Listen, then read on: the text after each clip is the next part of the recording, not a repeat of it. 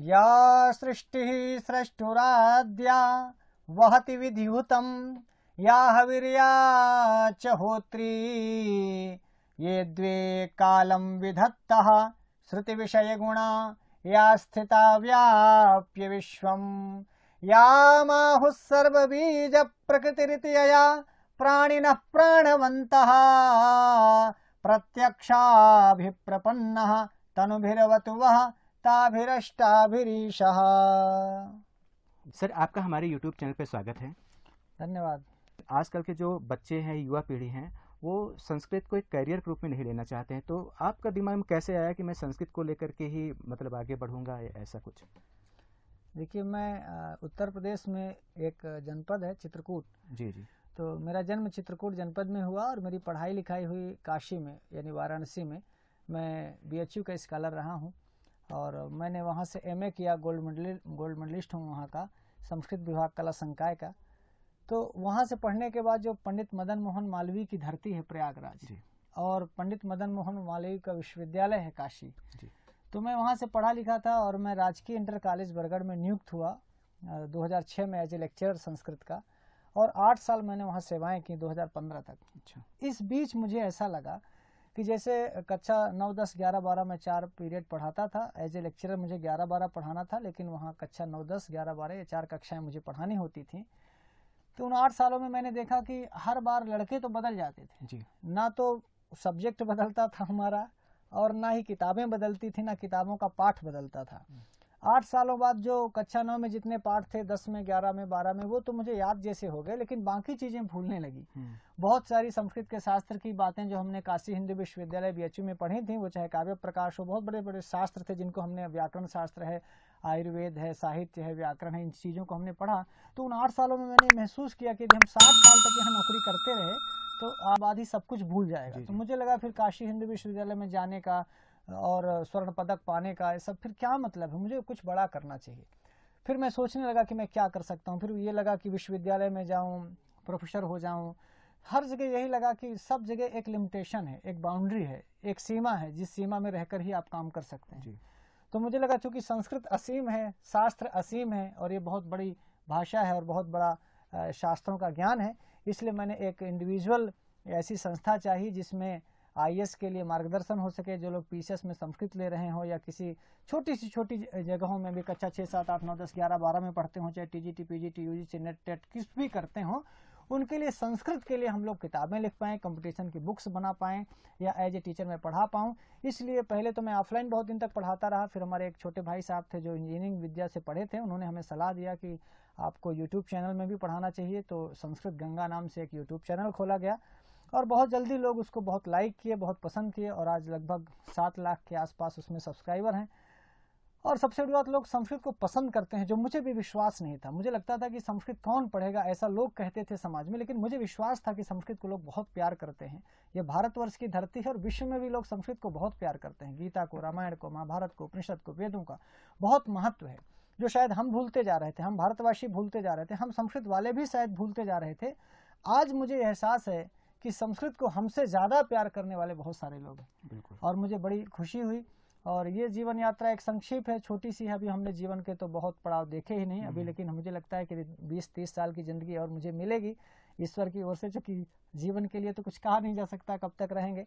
पर गंगा जी के तट पर है संस्कृत गंगा, और बगल में थोड़ी दूर जाकर के लेटे वाले हनुमान जी हैं, और सबसे बड़ी बात यहीं दारागंज में जहाँ पर यह स्थान है वहीं पर श्मशान घाट भी है। तो मानो ये श्मशान घाट हमें रोज याद दिलाता रहता है कि एक दिन मरना भी है।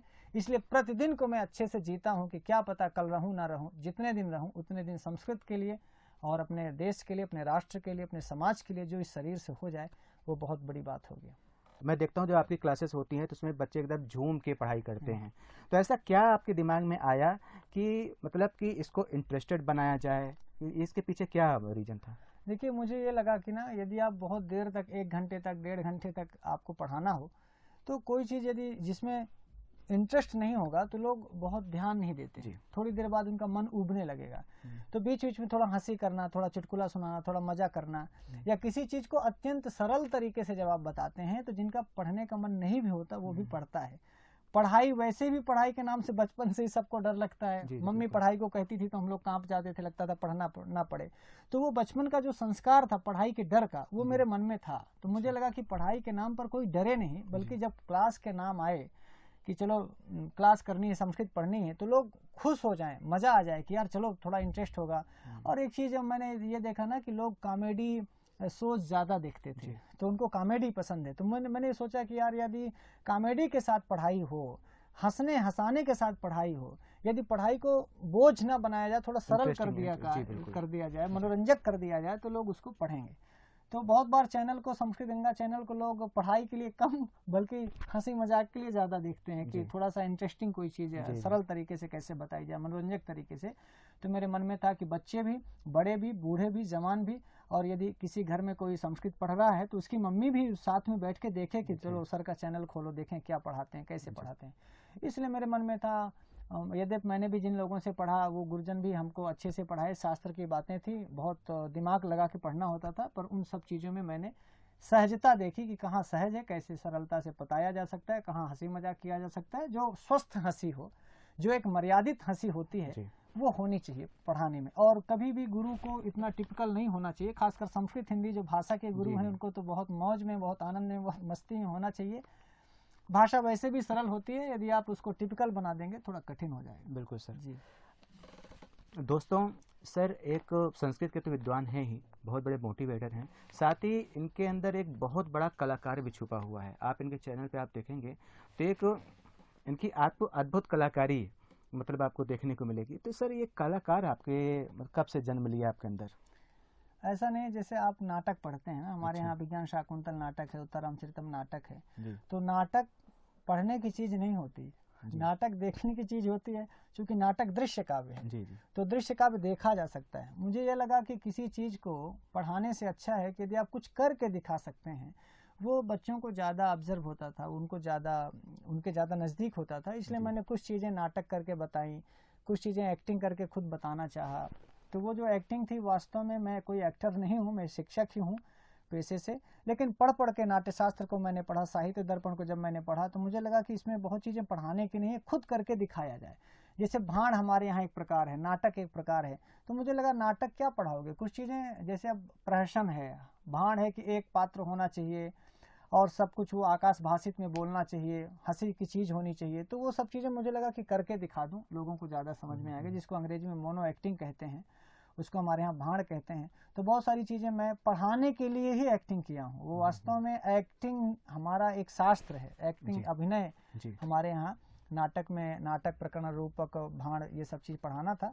तो चीज़ें मैंने प्रैक्टिकली करके दिखाने पर विश्वास करता हूँ। भाई कोई चीज़ आप बताएं, या तो सिर्फ सिद्धांत बता दें, और एक होता है कि ना सिद्धांत भी बताएं, प्रैक्टिकल भी करके दिखाएं। तो जैसे साइंस में प्रैक्टिकल होता है, भौतिक विज्ञान में, जीव विज्ञान में प्रैक्टिकल मेरे यहाँ कराए जाते थे, तो मुझे लगा कि भाषा में भी बहुत सारी चीज़ें प्रैक्टिकली करनी चाहिए और बतानी चाहिए, सिखानी चाहिए। वो मैं करता रहता हूँ बीच बीच में। पर मैं शिक्षक हूँ पेशे से, लोग एक्टर बना देते हैं। देखा जाए तो संस्कृत के बारे में आजकल ये परीक्षाओं तक ही सीमित रह गई है, तो आप इसका भविष्य क्या देखते हैं? या संस्कृत को लोग कैरियर के रूप में लें, या ये हमारे ये भाषा जो पहचान खो चुकी है, ये पुनः अपनी पहचान पा सके, इसके लिए आप अपनी तरफ से क्या करते हैं? ये सच में ना, ये जो संस्कृत गंगा संस्था बनाई गई है, वो इन्हीं सब चीज़ों के लिए ही बनाई गई है कि संस्कृत को अपनी एक बड़ी पहचान मिल सके। जो कालिदास के ज़माने में संस्कृत की पहचान थी, जो भवभूति बाणभट्ट के ज़माने में संस्कृत की पहचान थी, राजाओं के यहाँ राज्याश्रय प्राप्त था, संस्कृत विद्वानों का आदर था, आज भी है, आगे भी रहेगा। बोलने वाले लोग कम हो गए, लेकिन इसका मतलब ये नहीं हुआ। अभी तो गीता जब भी आप पढ़ेंगे तो संस्कृत बोलेंगे ही, जब भी आपके यहाँ शादी होगी तो संस्कृत के मंत्र पढ़े ही जाएंगे। तो बहुत सारी चीज़ें जब हमारे यहाँ संस्कार होते हैं तो उसमें संस्कृत के श्लोक सुनाई पड़ते हैं। ये सही है कि शास्त्रों तक है, गीता में बस केवल है, रामायण में है, कथा भागवत सत्यनारायण की कथा में है, पर धीरे धीरे हैं। जैसे मेरे घर में मेरे बच्चे संस्कृत बोलते हैं, मैं भी संस्कृत में बोलता हूँ, मेरी पत्नी संस्कृत बोलती है, और एक संस्कृत भारती संस्था है जिसने संस्कृत संभाषण में बहुत सारा काम किया है। मैं भी वहीं से पढ़ा लिखा हूँ और संभाषण करता हूँ। तो थोड़े लोग ही सही, लेकिन हैं।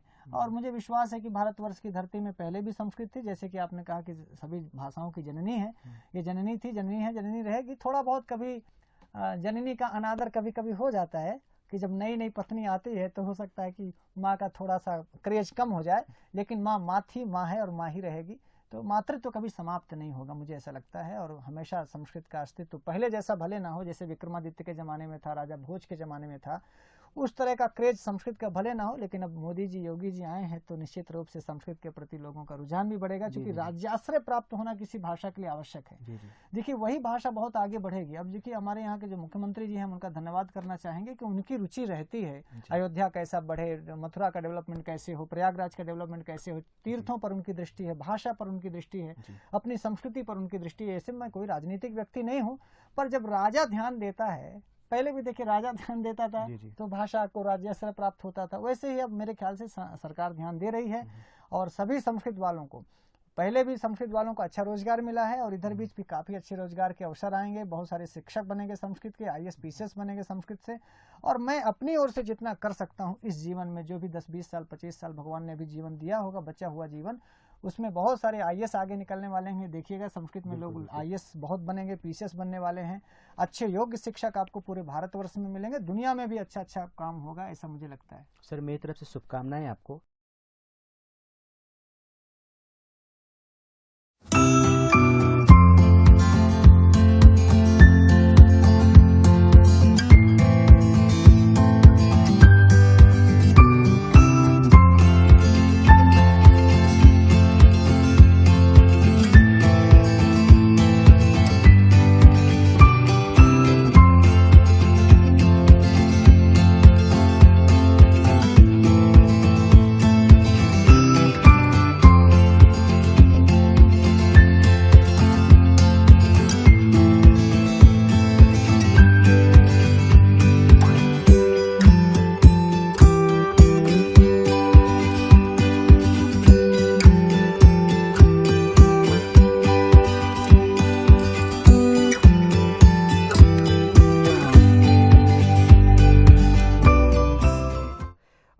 जैसे देखा जाए तो आप संस्कृत के शिक्षक हैं, लेकिन आजकल सभी शिक्षकों के लिए सबसे ज़्यादा प्रचलित शब्द है सर।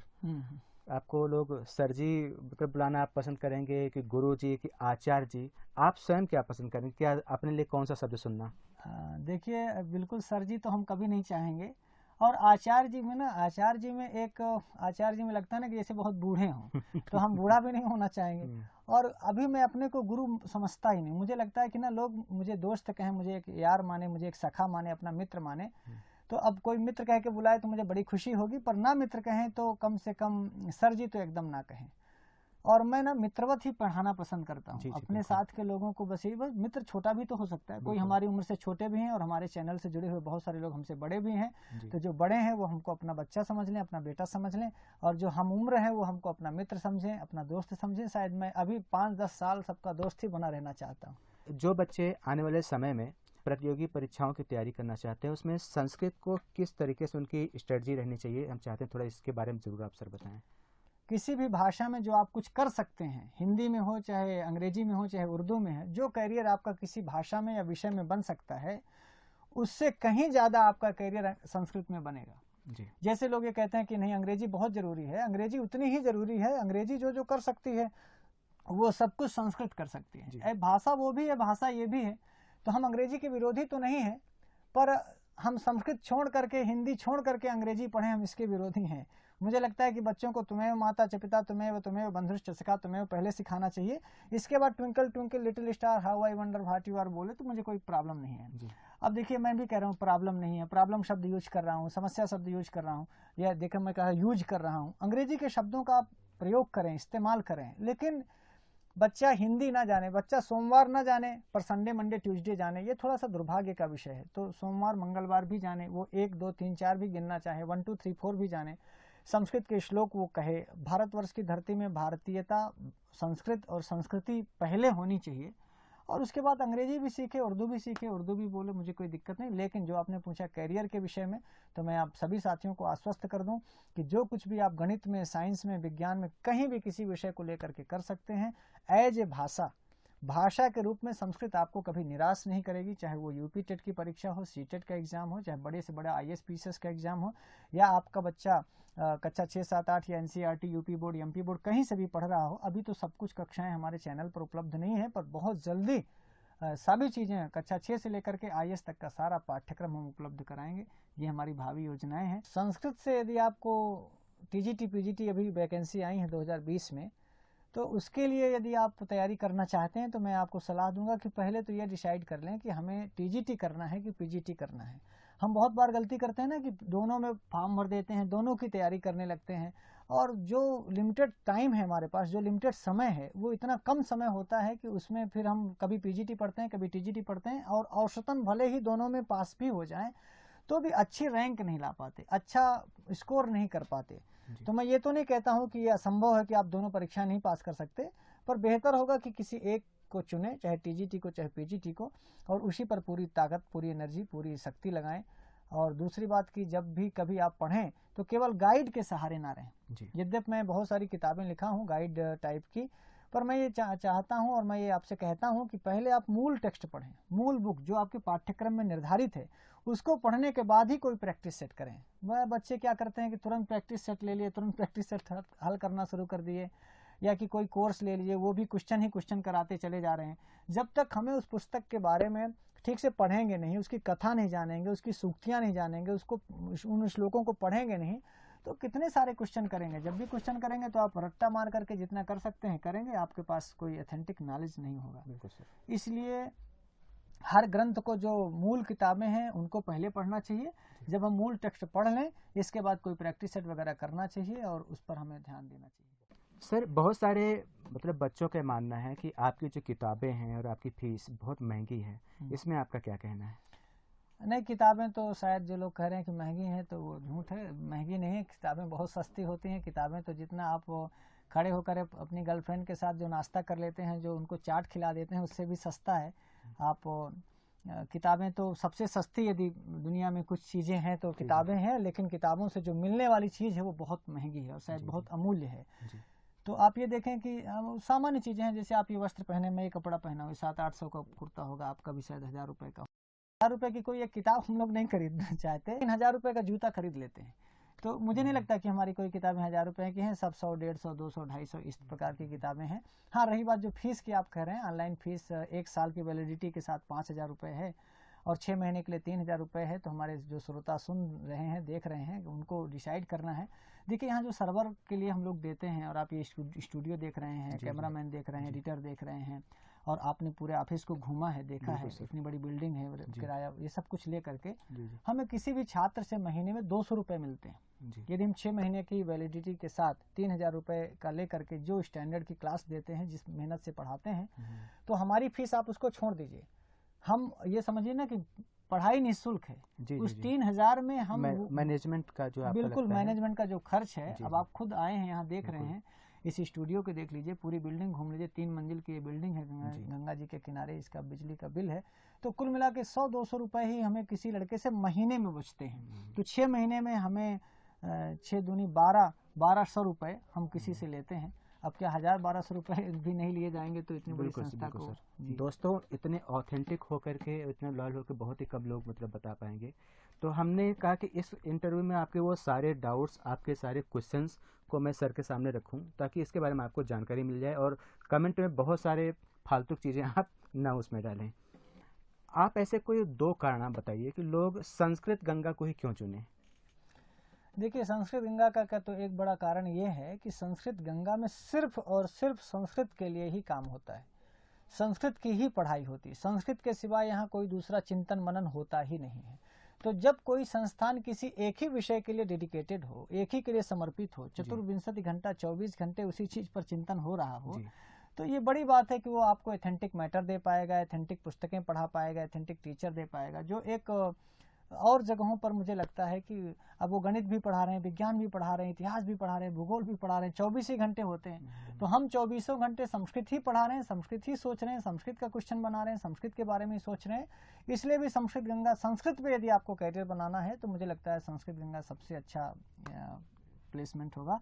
और दूसरी बड़ी बात है ना कि संस्कृत एज ए प्रोफेशनली यहाँ, मतलब कि मैं एक पैसा चाहिए इसलिए संस्कृत पढ़ा रहा हूँ, यह बात संस्कृत गंगा में नहीं है। इसलिए आपको संस्कृत पढ़नी चाहिए। जो दूसरी बात आपने पूछी, चूंकि ना संस्कृत के यहाँ दीवाने रहते हैं, संस्कृत के या कह लीजिए संस्कृत को प्यार करने वाले लोग होते हैं। तो संस्कृत का प्रेमी हूँ और संस्कृत को मैं प्यार करता हूँ। संस्कृत के जो प्रेमी होंगे, संस्कृत के जो दीवाने होंगे, संस्कृत के लिए जो पगलाए होंगे ना, जैसे लोग अपनी गर्लफ्रेंड के लिए कुछ भी कर सकते हैं, तो आप ऐसे समझिए कि संस्कृत को हम प्यार करते हैं या संस्कृत को जो प्यार करते हैं, तो प्यार में फिर आप कुछ भी कर सकते हैं। रात पढ़ेंगे, दिन पढ़ेंगे, सुबह पढ़ेंगे, शाम पढ़ेंगे। तो एक संस्कृत के प्रति एक आदर भाव है, सम्मान का भाव है, वो तो है ही, लेकिन सबसे बड़ी बात संस्कृत के प्रति प्यार का भाव है। और जब वो प्रेम, प्यार, आदर, सम्मान जिसके प्रति होता है, वहाँ फिर और चीज़ें सब गौण हो जाती हैं। सर, अक्सर मैं अपने इंटरव्यूज़ में एक बहुत ही कॉमन क्वेश्चन रखता हूँ। जैसे हमारे प्रधानमंत्री मोदी जी को अपने दिल की कोई बात कहनी होती तो मन की बात कार्यक्रम के थ्रू वो जनता तक अपनी बात पहुंचाते हैं। तो मुझे लगता है शायद हर व्यक्ति के अंदर कुछ न कुछ ऐसी फीलिंग्स होती होगी जो वो देश दुनिया तक पहुंचाना चाहता है। तो वैसे आपके मन की क्या बात है जो आप अपने बच्चों तक या सब तक आप पहुँचाना चाहते हैं? देखिए, हमारे मन में एक ही बात है, यदि कभी पैसा बहुत हुआ मेरे पास और मैं कुछ अच्छा कर पाया तो एक पिक्चर बनाने की योजना है कालिदास के जीवन पर, कि अपने कवि का जीवन। जैसे आपने देखा कि प्रियंका चोपड़ा ने वो जो मुक्केबाज थी मैरी कॉम, उस पर फिल्म बनी है, भगत सिंह पर पिक्चर बनी है, महात्मा गांधी पर पिक्चर बनी है। उसी से प्रभावित होकर के मैं सोचता हूँ कि एक वाल्मीकि जैसे हैं हमारे यहाँ, व्यास जी हैं, पर कालिदास मुझे बहुत प्रभावित करते हैं कवि, और उनका जीवनी मुझे बहुत प्रभावित करती है। तो कभी मेरे पास बजट हुआ और मैं बड़ा आदमी बन पाया पैसे की दृष्टि से, तो जरूर 1-2 करोड़ रुपए मैं चाहूँगा कि कालिदास की जीवनी पर खर्च किए जाएं। और नहीं, हमारे यहाँ से जो पढ़ के जाएंगे ना, IAS बनेंगे, PCS बनेंगे, टीचर बनेंगे, उनसे मैं उधार मांगने जाऊँगा, उनसे पैसा लेने जाऊँगा। और निश्चित रूप से ये कोई बड़ी रकम नहीं है। जी, बिल्कुल। तो मुझे लगता है कि यहाँ से पहले मैं उन लोगों के लिए कर पाऊँ कि वो लोग पैसे वाले हो पाएँ, माने शिक्षक हो जाएं, IAS हो जाएं, PCS हो जाएं, और मैं मरने के पहले जीवन में ये मेरी बहुत बड़ी अभिलाषा है। चूँकि आपने मन की बात पूछी है, तो एक ऐसी फिल्म बने, कालजयी फिल्म बने, जो फिल्म पूरी दुनिया में, पूरे भारत में कालिदास को और संस्कृत को घर घर तक पहुंचा दे। तो ये मेरे मन की एक बड़ी यहाँ पे संस्कृत क्या मतलब भारतीय संस्कृत को, बिल्कुल संस्कृत भाषा और संस्कृति ही, वही कल्चर की, ऋषि मुनियों की जिसमें बात हो, जिस फिल्म में हमारा कल्चर हो, जिस फिल्म में हमारे ग्रंथ हों, जिस फिल्म में चाणक्य हो, जिस फिल्म में मतलब कुछ मिला करके भारतीयता जिसमें हो, और खासकर संस्कृत भाषा का वैभव जिसमें हो, वो वैभव मैं अपनी फिल्म में दिखा पाऊँ कि पहले संस्कृत कैसी थी, उस पर हम लोग गर्व कर पाएँ। जी दोस्तों, सर के इस मन की बात को मैं काफ़ी इससे प्रभावित हूँ, काफ़ी मेरा भी अटैचमेंट इसके साथ में हो गया। मैं चाहता हूँ इस वीडियो को आप ज़्यादा लोगों तक पहुँचाएँ, ज़्यादा लोगों को शेयर करें, ताकि सर का जो सपना है इसमें हम लोग भी अपनी आहुति कुछ दे पाएँ। तो ये जो तीनों सा होते हैं, इसका शुद्ध उच्चारण कैसे किया जाए, हम चाहते हैं थोड़ा दर्शकों को आप इसके बारे में बताएं। देखिए, 3 प्रकार के सा होते हैं। एक होता है दंती सा, जिसको हम लोग बचपन में सरौता वाला सा कहते हैं, एक को शरीफा वाला कहते हैं, एक को खटकोण वाला सा कहते हैं, जो प्राइमरी स्तर पर पढ़ाया गया। जी सर। तो जिसको हम सरौता वाला सा कहते हैं, उसको दंती सा बोलते हैं। वो जीभ जब दांत को छूती है तो उसका उच्चारण होता है सा सा सा। पीछे से जीभ दांत को छू रही होती है तो वो दंती सा है, सरौता वाला। और जब जीभ थोड़ा मुड़ करके पीछे चली जाती थोड़ा सा, तो वो ताला विशा कहते हैं, जिसको शरीफा वाला कहते हैं, शा शा शा। और जब जीभ एकदम मुड़ करके मूर्धा को छूती है पीछे, तो खटकोण का शा निकलते हैं। देखिए, शा। तो दंती सा बोलेंगे तो सा शा शा, सा शा शा, सा। मैं एक बार दंती सा बोल रहा हूँ। सा ये सरौता वाला सा है जी। जैसे सरस, सरोवर, सरसिज, ये वाला सरसिज। तो सा, और फिर शलजम, शा शा शा, शबनम, शोला शोला, शबनम, इस प्रकार का। और एक षटकोण होता है, शा शा। तो जीभ की स्थिति पहले ऐसे रहती है, फिर ऐसे रहती है, फिर और ऐसे हो जाती है। अच्छा। तो इस एक को हम कहते हैं दंती सा, एक को कहते हैं मूर्धन्य शा, और एक को कहते हैं तालव्य। मित्रों, मुझे आज बहुत खुशी हुई है, बहुत प्रसन्न हूँ कि अरुण ओझा ब्लॉगर में मुझे आने का अवसर मिला। और इनका स्वभाव, जो अरुण माने होता है ना, संस्कृत में अरुण माने होता है सूर्य का सारथी अरुण है। तो निश्चित रूप से ये संस्कृत के सारथी हैं, संस्कृत को आगे ले जा रहे हैं, संस्कृत वालों का इंटरव्यू ले रहे हैं। मैं बहुत कृतज्ञ हूँ, और अरुण ओझा जी का भी। तो वैसे कहते हैं ना, हमारे यहाँ मजा लेते हैं कि ओझा लादे बोझा, तो मैं ओझा जी के ऊपर एक बोझा लाद रहा हूँ कि आप संस्कृत का बोझा लेकर के आगे जाएंगे। बिल्कुल सर, बिल्कुल। और आपके चैनल के माध्यम से लोग संस्कृत को सुने। और अरुण जी ने संस्कृत के लिए इतना काम किया। हमसे जो भी सवाल पूछे, मैं जो भी सही गलत, जो कुछ भी आपको अच्छा लगा हो या बुरा लगा हो, क्षमा कीजिएगा। लेकिन जो मेरे मन के भाव थे मैं बड़ी सहृदयता के साथ बिना किसी कृत्रिमता के साथ आपके सामने मैंने बात रखी। यदि आपको पसंद आई हो तो जरूर अरुण ओझा के सभी जो इस ब्लॉगर अरुण ओझा ब्लॉगर के दर्शक हैं सभी को मैं नमः संस्कृताय बोलता हूं। और निश्चित रूप से यदि आप संस्कृत पढ़ते हैं तो एक बार संस्कृत गंगा चैनल को देखिएगा, और संस्कृत में यदि आप कैरियर बनाना चाहते हैं तो सर्वज्ञ भूषण आपके साथ खड़ा है। जब जहां जैसे जरूरत मेरी पड़ेगी तो मैं जरूर आपके साथ रहूँगा। जी नमः संस्कृताय। दोस्तों जरूर ध्यान दीजिएगा, सबसे पहले तो सर का चैनल आप सब्सक्राइब करिएगा, यूट्यूब पे सर्च करिएगा, संस्कृत गंगा आपको मिल जाएगा। लगभग आपको हमने तो एक मिशन बना दिया कि सर को बहुत जल्दी 1 मिलियन तक पहुंचाएंगे, ठीक है। और साथ ही साथ ऐसे ही और वीडियो देखने के लिए, ऐसे ही सफल लोगों के इंटरव्यू देखने के लिए अरुण ओझा ब्लॉगर चैनल को सब्सक्राइब करिएगा। मिलते हैं अगले वीडियो में, तब तक आपका बहुत बहुत धन्यवाद। नमः संस्कृताय।